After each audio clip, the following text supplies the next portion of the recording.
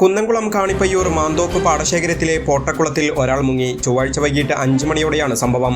സമീപവാസിയായ 50 വയസ്സുള്ള ജഗതിയാണെന്നാണ് സംശയം. വസ്ത്രങ്ങൾ പാടവരമ്പത്ത് അഴിച്ചുവെച്ചതായി കണ്ടെത്തിയിട്ടുണ്ട്. കുളിക്കുന്നതിനോ കുളത്തിൽ നിന്ന് തേങ്ങ പെറുക്കുന്നതിനോ വേണ്ടി ഇറങ്ങിയതാവാമെന്നാണ് നിഗമനം. വിവരമറിയിച്ചതിനെ തുടർന്ന് സംഭവസ്ഥലത്തെത്തിയ കുന്നംകുളം അഗ്നിരക്ഷാസേന ഉദ്യോഗസ്ഥർ നാട്ടുകാരും ചേർന്ന് തിരച്ചിൽ തുടരുകയാണ്.